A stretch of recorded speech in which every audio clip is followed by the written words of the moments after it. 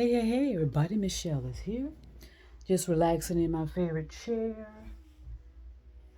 I don't know if I told everybody, but this blanket belonged to one of my nieces.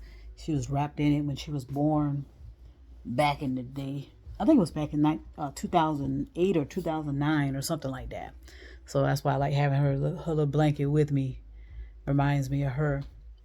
But anyway, let me just give some ideas and advice that has helped me to kind of get out of my delusions and stuff that kind of sabotages any type of peace in your life, and that's lying to yourself.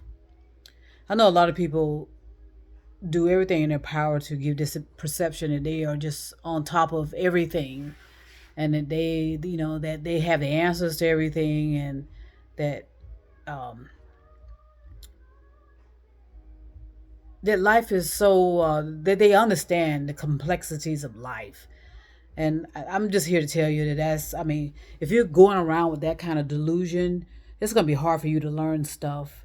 And it's going to be hard for you to get out of your beliefs and self righteousness if you think you just know everything and that you don't need to be told, or no, not necessarily told anything, but you don't need to keep reinforcing learning something new to help you expand your consciousness and expand your knowledge base. Because if you keep relying on stuff that you learned 5, 10, 15, 20 years ago and not check on those things that you've learned to make sure nothing has been upgraded, in that process of when you were learning it back then. Because let's all be clear, um, there have been a lot of mistakes in how we are taught and how we are taught to think for ourselves. A lot of us were just told to memorize stuff, memorize it, take a test, and then go sit our asses down somewhere and be and feel fulfilled by doing all that kind of stuff. You know what I mean? So there has been a flaw or flaws in how we were taught and how we were um, given this perception of what it takes to be a successful person. Well, during my self education, I realized I didn't know a goddamn thing. I wasn't necessarily taught anything. I was taught how to memorize, but I wasn't necessarily taught anything. So it was like essentially I had to kind of start over my learning process, and and that was pretty hard because it's like you have to clear out your mind all this other, like I said, garbage you've been told and garbage you were taught to bring in, like a refresher or of knowledge, of information and stuff that you need to be a genuine human being, you know. So I know a lot of people are doing everything in their power to put forth this persona. I mean, because there's nothing easy about anything that's going on in the world, and there's nothing easy about necessarily learning genuine knowledge. That's a hard process. So save yourself some grief and save yourself some anxiety, and just take it easy. Number one, take it easy on yourself, and number two, just be realistic that I may have been, you know, I may have made a lot of mistakes in my learning process when I was a younger person.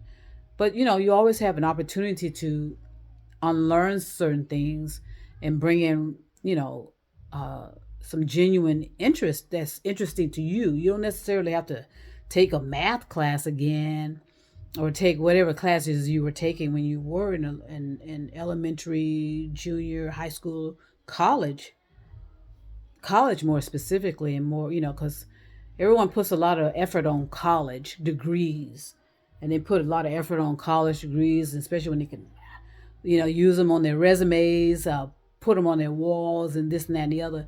And a lot of people are just more um, proud of that, because I knew someone, and I mean, as soon as this person got their MBA, I think it was MBA.